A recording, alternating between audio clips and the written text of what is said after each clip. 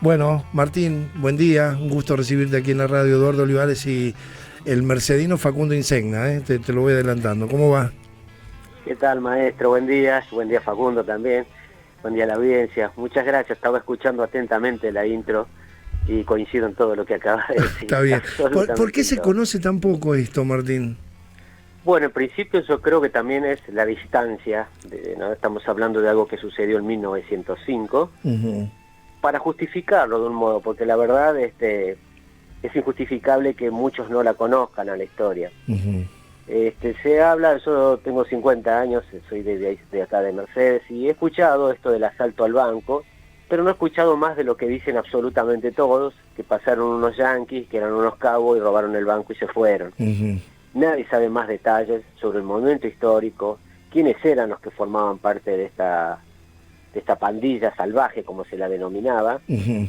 por qué estaban en Argentina, por qué pasaron por Villa Mercedes y qué sucedió realmente ese día en el asalto. Como uno dice un asalto, Sí. pero hay que indagar sobre eso realmente, ¿no?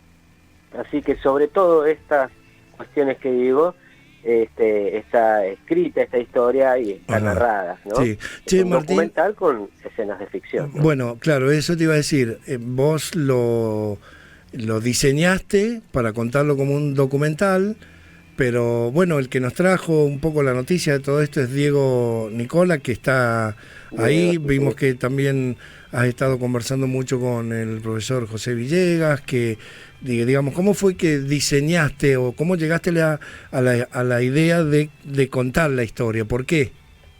Es algo que como realizador siempre le tuve ganas y le tenía miedo también, ¿no? Uh-huh. Porque me parece que es de esas historias donde la realidad supera la ficción. Claro. Porque como bien decías en la intro, es una historia fantástica, es alucinante, tiene ribetes por todos lados. Y bueno, sobre eso, con Eleonora Holguín, que es la productora, decidimos armar este proyecto y presentarlo al concurso que hacía Secretaría de la Cultura de la provincia. Uh-huh. Por suerte quedó elegido el proyecto y de ahí empezamos manos a la obra, que lo primero que uno debe hacer es escuchar Uh-huh. a historiadores, investigadores de este tema, Uh-huh. y sobre esa columna vertebral, digamos, se arma un guión y después, bueno, se llega a las recreaciones. Uh-huh. Pero más que nada era este deseo que yo tengo desde muy chico de querer contar esta historia, ¿no? Que me Uh-huh. parece fantástica. Uh-huh. Sí, y que además tenés, no sé si, yo que sé, conozco poco, ¿no? de realización y todo eso, pero qué sé yo, llegás como director técnico al Chelsea, es decir, el antecedente que tenés es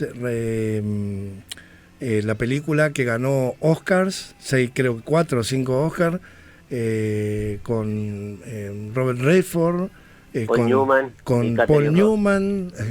Es decir, claro, digamos que me imagino que habrás tenido ahí un sentido de comparación, una vara recontra super alta, ¿no? Sí, mira, te voy a comentar, voy a hacer lo más breve posible y didáctico también, Pero ¿no? Para que se Martín, entienda, ¿no? no te limites porque tenemos tiempo, así que tranca. Bien. Podés contar tranquilo. La versión que estás diciendo, sí, es una versión de ficción hecha por Hollywood, que ganó el Oscar en 1975 con estos monstruos de la actuación, que decís. Esto se basa en la historia de ellos en Estados Unidos y con un final totalmente falso, que es la muerte de ellos en Bolivia. Uh-huh. Esto, como es un concurso provincial, ahora me voy a lo mío, Sí. yo tengo que basarme en la historia del robo en Villa Mercedes, Ajá. porque es una historia de acá, Sí. porque las bases del concurso dicen trabajos hasta media hora de duración y que sean sobre temáticas de historia o personajes de nuestra claro, provincia. tenías Entonces, un marco ahí para ajustarte. claro, pero ¿qué pasa? Uno tampoco puede ir directamente al hecho. Uh-huh. Yo, por una forma narrativa y que me parece mucho más, ¿cómo te diría?, más cómoda para mí, Uh-huh. es decir, quiénes son estos, de dónde vienen y por qué vienen aquí, ¿no? Entonces yo hago, bueno, los primeros 15, 20 minutos, digamos, sí, es Estados Unidos, ¿qué hacen ellos? Los asaltos a los saltos y robos a bancos y trenes, su amistad con las culturas originarias de allá, es decir, con los indios, con los granjeros, lo cual le permitía que siempre hacían postas de caballos, los escondían, por eso nunca los atraparon, Uh-huh. jamás los atraparon a ellos. Y como huyen de Estados Unidos, porque ya se ven cercados, a través de un cónsul que era Newbery, el tío del aviador, Jorge Newbery, Ajá. les cambia la identidad, bueno, una cuestión, digamos, vinculada a la corrupción, ¿no? Entran con una identidad falsa en la época del régimen de Roca, entran acá, les regalan tierras en Cholila, están un par de años allá, una agencia que es parapolicial que se llama Pinkerton, empieza a perseguir y los dan con ellos, entonces ahí es cuando empieza nuevamente a huir esta banda, que como digo es Butch Cassidy como líder, Sundance Kid, que es su socio, digamos, y la esposa de que es Etta Place, que también como ellos tenía era una experta en el manejo de armas, etcétera, ¿no? Bueno, así es como pasan por Villa Mercedes, ¿no? Dentro de ese contexto, ¿no? Es decir, huyendo, pasan por acá, se hacen muy amigos de la gente. En esa época Villa Mercedes es una ciudad pujante, tenía más de 5.000 habitantes, tenía 3 líneas férreas. La única sucursal del Banco Nación en Argentina estaba en Villa Mercedes, estaba la de Plaza de Mayo, que tampoco es la original de hoy, estaba a la vuelta, y estaba la sucursal acá en Villa Mercedes, que no es la que está en el centro, sino unas cuadras más. Era un centro agrícola ganadero importante, las ferias de acá atraían a mucha gente de la región, con lo cual había un importante movimiento económico, que creo que eso es lo que más los tentó a pasar por acá. Estar un par de días, te ganan la confianza de la gente queda deslumbrada por el aspecto de ellos. Claro. Tengamos presente que ellos vestían como cowboys, pero elegantes eran también, ¿no? Venían con un vestuario que no se veía acá, el porte de ellos, grandotes, gringos. Claro. Y bueno, así es como en el cuarto o quinto día, que no está bien claro eso, pero bueno, después de estar un par de días dan el golpe, ¿no? Está bien. Pero bueno, acá también hay otros ribetes de la historia que suman y lo hacen mucho más interesante esto, porque esto no es un mero asalto. ¿Por qué? Porque Hallett, el alemán, el que era gerente del banco, que tiene una hija adolescente, Emilia, ellos también eran expertos en armas. Entonces acá es donde confrontan ambos en el banco.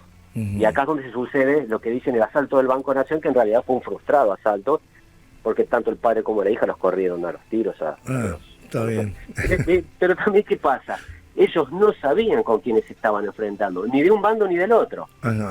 Claro. Con los días, cuando empiezan a aflorar las informaciones, ahí se empiezan a dar cuenta que se trataba de una banda de pistoleros legendarios de Estados Unidos, ¿no?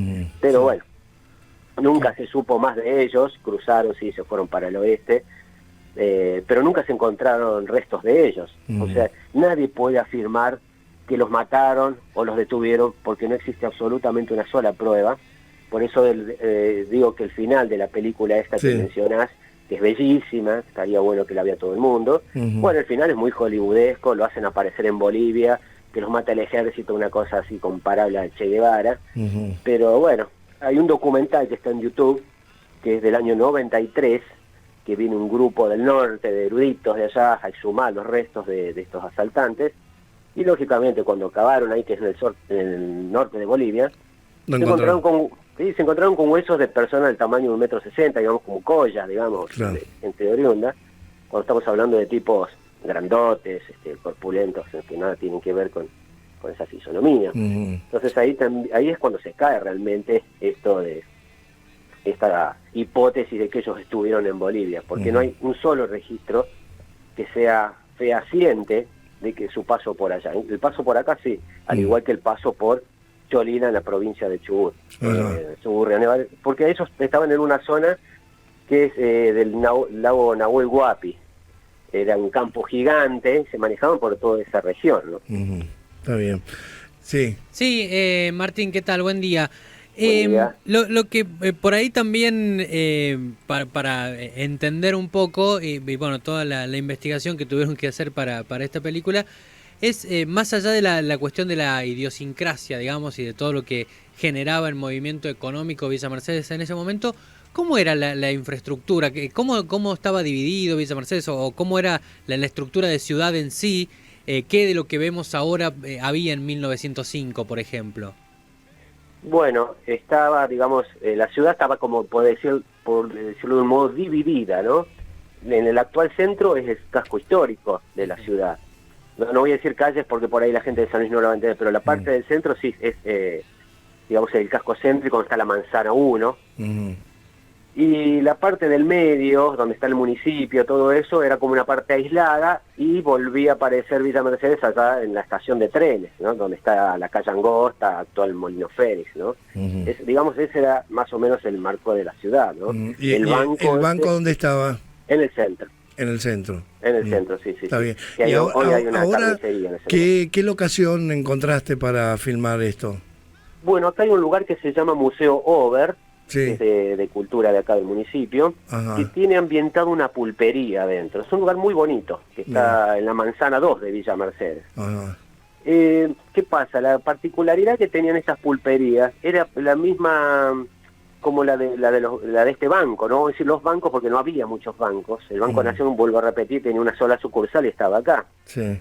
Donde la reja iba del mostrador al techo. Ajá. Entonces, bueno, cuando hicimos el scouting de locaciones, me encontré con esta reja del museo y dije, bueno, Sí. sobre eso vamos a hacer la ambientación. Vos sabés que me parece, ¿no? No sé si lo habrán conservado. Me parece que en Estancia Grande, acá en San Luis, en la Pulpería del Negro, que es un conocido restaurante, qué sé yo, su dueño original, digamos, Ricardo Videla, que falleció, había intentado conservar y había una parte del restaurante que estaba ahí ambientado como había sido originalmente una pulpería, y creo recordar que tenía esas rejas desde el mostrador hasta el techo, ¿no? Me parece que ahí, eso es lo que te encontraste allá en el museo vos. Sí, de hecho sucede este tipo de cosas cuando uno hace las publicaciones en redes, ¿no? Sí. Como pasó con Lageman antes. Empiezan a surgir comentarios de gente que dicen, sí, acá nosotros tenemos el Mauser que usaba Etaplace. Dice, acá, bueno, una señora aparece, que yo no la conozco, diciéndome, yo ya lo filmé, que no puedo, pero me dice, yo tengo la reja. Sí. ¿Cómo que tiene la reja, señora? Sí, yo tengo la reja de que se utilizó en el banco en aquel momento, la tengo en mi casa, lo tengo en el patio. Caramba, digo. Qué loco, claro. Es muy loco, sí, es muy loco. Bueno, pero eso Martín, y me alegro mucho que lo cuentes, porque bueno, ya hemos conversado antes, pero y un poco la gente de San Luis ya te conoce en tu trabajo, y bueno, a la gente que labura con vos, eso le pasa a los artistas populares, ¿no? Que logran, es decir, que confirman lo que nos dijiste al principio, que es una historia que necesita, más que merecer, necesita ser contada. Por eso la gente quiere ser parte del cuento, ¿no? Sí. Porque vos fíjate que yo no hago apología del delito, como dijo alguien. No, porque tienen que verlo al documental para que saquen sus conclusiones. Sí. Eso no es que digo que vivan los ladrones. Bueno, yo te aviso que si no fuera periodista me hubiese encantado saltar un banco, ¿no? Por más que digan que hago apología del delito. Si allá lo que quisiera hacer es asaltar un banco, que ya que nos asaltan todos los días ellos a nosotros, ¿no? Sí, bueno, así que te encontraste con la reja de Sí, con la reja y también en el sur de la provincia, no recuerdo si es Unión o Batavia. Ajá. Hay una familia que tiene el Mauser que usó Etaplace. Ajá. Mierda. Pero bueno, ¿qué vamos a hacer? Son cosas, es muy lindo esto que pasa. Porque con Lageman también me pasó lo mismo. Claro. Ahora, hace unos días atrás, cuando cumplió años San Luis, digamos, se hizo una proyección en homenaje a la provincia, y aparece una señora con mapas, con cosas que habían sido de Lageman. Yo casi me da un infarto. Digo, usted sabe, señora, decía, lo que anduvimos con Vera Sousa, que es el productor, Carlitos, lo que anduvimos buscando cosas, no sé, aunque sea una media sucia del Lageman. Claro, y apareció ahí después. Y usted me aparece con esto cuando se acabo de... Claro, está bien. Pero bueno, es fantástico porque se producen también... ¿Cuánta gente tuviste que involucrar para laburar esto? Uy, somos una banda. Somos una banda porque, mira, más o menos el equipo está conformado por unas 20 personas, digamos, de técnicos, más el elenco y la gente que nos ha ayudado en logística, y somos 30 y pico, 40, somos muchos. Está bien. Y digamos, la plata, ¿cómo la conseguí el financiamiento del gobierno? ¿Cómo Mira, ha sido? Te comento, lo que pasa con el tema de estos premios, ¿no? Sí. Que son interesantes porque te ayudan a meterte en la historia tuya, y yo que soy un tipo que buceador de estas historias, me encanta nuestra historia. Sí. Me parece bárbaro, ¿no? Pero ahora, como decía Leonor aquí, la productora, sí, está todo bien, Martín, pero no nos va a alcanzar la guita. Claro. Y yo digo, bueno, habrá que salir a buscar más guita, ¿qué vamos a hacer? Claro. Sí. Y así fue como, bueno, empezamos a pedir ayuda al municipio de acá, a privados, porque no se podía contar esto sin armas, sin caballos, sin vestuarios de época, sin esos peinados, los traslados al campo, la ambientación, llevaba sus gastos. Sí. Pero bueno, afortunadamente pudimos hacer esto. Consiguieron fondos. Conseguimos fondos para poder continuarlo. Está porque bien. me parecía muy mezquino dejarlo solamente en entrevistas, ¿no? Agradecerle a alguien particularmente de los que ponen guita en esto, Martín? Sí, yo siempre lo hago público a esto, le agradezco muchísimo a la cultura de la provincia que generó este concurso, Gerardo Vallejo, ¿no? Porque me parece que por más que cambien los funcionarios, las líneas políticas, me parece que hay cosas que son sagradas. La historia no es de un partido político ni del funcionario de turno. La historia es de todos nosotros, hay que cuidarla y adorarla. Entonces, me parece que este tipo de concursos, ahora que entra un nuevo gobierno, estaría genial que lo sigan sosteniendo. Sí, de todas maneras, que lo mejoren, ¿no? si la historia la escriben los que ganan, siempre aparecerá algún Martín Ochoa para, bueno, contar la verdadera historia, ¿no? Mira, yo al entrevistar mucho a estas personas, historiadores me refiero, ¿no? Sí. Algún historiador dice una cosa, de decir, no, el caballo no era blanco, el caballo era marrón.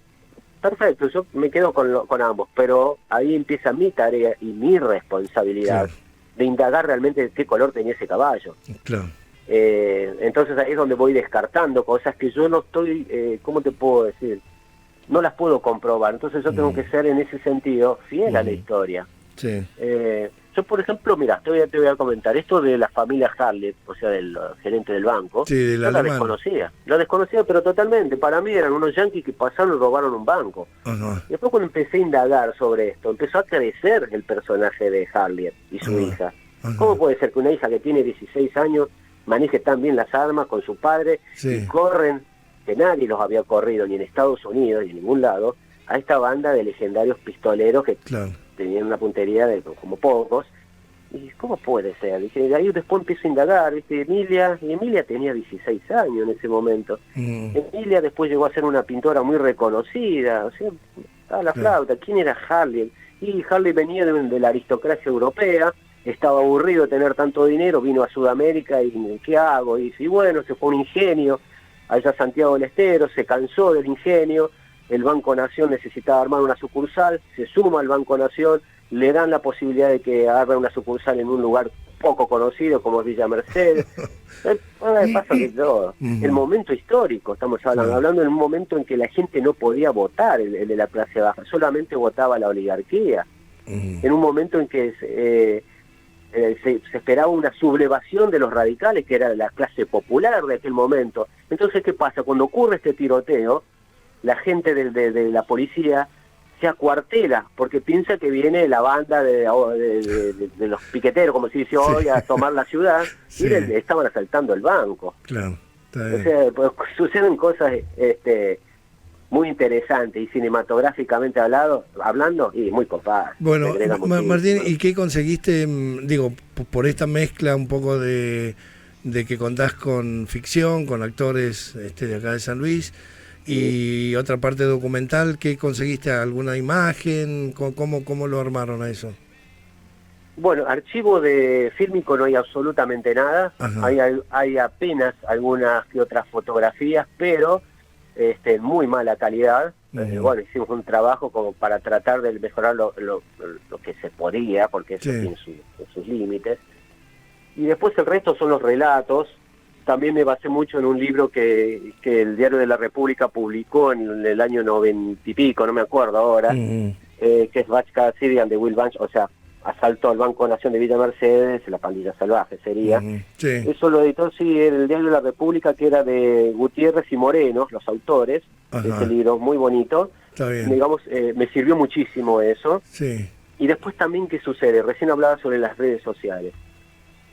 Hay gente que es fanática de Batch Cassidy, así como hay gente que es fanática de Charles Manson. Y me escribían historiadores de Comodoro Rivadavia, de este lugar donde estuvieron Cholila, de Estados Unidos, agregándome cosas, qué información necesitaba. La verdad que quedé encantado, porque sí, me ayudó muchísimo, y aparte está bueno que gente que, porque sos un paracaidista en esta historia. Si no parecía este concurso, yo no la contabas, claro. No iba a tener la guita para hacerlo. Claro. Entonces, ¿qué pasa? Hay que respetar a los que de hace muchos años vienen indagando sobre Butch Cassidy y todas estas historias. Entonces, había que sentarse y escucharlos, ¿no? Claro. Y eso fue lo que hice, ¿no? Escucharlos. Y bueno, ahora eso, gracias a ellos también se abre un camino para que la película pueda ir a diferentes lugares, ¿no? ¿El guión de quién es? Mío. Ah, lo hiciste vos. Sí, me da cierto pudor, ¿qué querés que te diga? Me da cierto pudor decir que el guión es mío, porque... bueno, pero lo escribiste vos, sí. Sí, por supuesto, uno se toma una licencia. A mí, además de la curiosidad, quiero decirte, Martín, que has producido un efecto que me tiene un poco desorientado. No sé si voy a tener que volver a terapia o qué, pero no puedo dejar de sentir que me cae simpático Butch Cassidy. Y era un ladrón de banco, ¿viste? Un poco lo que decías vos, ¿no? Pero para que te caiga más simpático aún, nunca mataron a nadie. Mirá, ahí tenés. Nunca le robaron un granjero. Nunca le robaron nada a los indios. Por eso ellos colaboraban en su escape, en su huida, en su fuga. Vos sabés que hablaba con Facundo y me llamaba la atención. Esto no está en los textos, digamos, de la historia de Villa Mercedes, en la escuela. ¿A ustedes se nos enseñaron algo o no? No, absolutamente no. El único acceso que había era el libro ese que contaba recién Martín, que sacó el diario de la República a principios del 90. Bueno, pero y lo del Banco Nación, la primer sucursal del Banco Nación fue en Villa Mercedes, ¿tampoco se enseña eso? No, tampoco. Mirá. Así que creo que esto es un granito de arena. Claro. Por eso también está armado de una manera didáctica, para que pibes de la primaria, no estoy hablando del primer grado, justamente, ¿no? Pero ya chicos un poquito más grandes lo pueden entender y conozcan de nuestra historia. Ya tenemos que hacer un trabajo, todos los que estamos en la provincia, por sacar a flote nuestra historia, que es tan rica, tantos personajes interesantes que hay. ¿Quién hizo de Butch Cassidy? Es una persona que nunca actuó en su vida. Se llama Emanuel Oragaray. Pero ¿qué pasa? También tiene una explicación esto. Y lo hablaba con César Albarracín, un colega que es director. Le digo, mira César, tengo un gran problema, le digo, cuando estaba armando el casting. Le digo, no puedo dar con el físico rol, o sea, con la apariencia estética de Butch Cassidy. Le digo, son gringos, grandotes, y acá somos todos morochos. Hay algún gringo por ahí, pero digo, en la comunidad actoral, un tipo de 40 años, robusto, así, y no lo tenemos, le digo, así que bueno, andamos por la calle en búsqueda de... Y no me digas que lo apuntaste y lo Sí, hablé con él, por supuesto, otra persona... Claro, porque de confianza, el Diego daba, Diego Nicolás daba justo para el alemán, grandote, cara de Valdebao, ¿no? Y todo eso, ¿no? Qué bueno. Diego, está bien, bueno. Así que lo estrenás hoy en el... Estoy viendo... acá en el Cine Fénix, a las 21 horas. Perdóname, no sé qué es el Cine Fénix. Es un complejo de salas privadas, no es el Molino. O sea, el Molino Fénix está dentro de todo ese edificio, que está acá en la zona estación de Villa Mercedes, pero el Cine Fénix es privado. Está bien. Pero nosotros lo vamos a ver en la sala del cine. ¿Por qué me han puesto acá, ojo que función privada? Sí, esa van premier, o sea, la función de con invitados. Con algunos invitados, porque es más que nada para el equipo y su familia, que ya son más de 100. Y bueno, algunos funcionarios que nos ayudaron, los privados que también colaboraron con nosotros. Y bueno, vamos a anunciar la serie de proyecciones acá en Villa Mercedes, en San Luis, y estamos en tratativas para que también haya el Merlo. Y bueno, después ya salimos fuera de la provincia, ¿no? Está bien, salen de gira, está bien. Sí, al principio lo nuestro acá. Bueno, Martín, muchísimas gracias, viejo, por el tiempo. La verdad que es emocionante, como tenés una manera de contar la historia que me ha encantado. Tengo un montón de gente que está enganchada, ¿no? Escuchando todo esto. Sí. Ojalá cuando vaya a San Luis nos podamos conocer personalmente, porque siempre tenés la amabilidad de llamarme y tenemos estas conversaciones tan lindas. Bueno, dale, Martín, te esperamos siempre aquí por la radio y será un placer difundir y bueno, apoyar todo lo que tenga que ver con la tarea de de los artistas y particularmente la tuya. Muchas gracias, viejo, te mando... Gracias, bueno, muchísimas gracias a todos. Y suerte, mucha suerte para el estreno de hoy. Ahora vamos a pasar el tráiler nosotros, aquí en nuestro canal de streaming, que me lo acercó gentilmente también Diego. Sí, bueno. ese no es un tráiler oficial porque tuvimos que largar uno porque nos pedían de Cultura. Ajá. Es un trabajo que no tiene...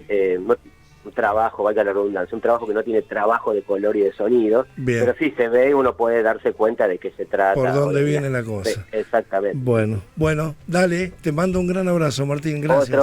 Gracias muchachos. Bueno, ahí estaba el director de cine.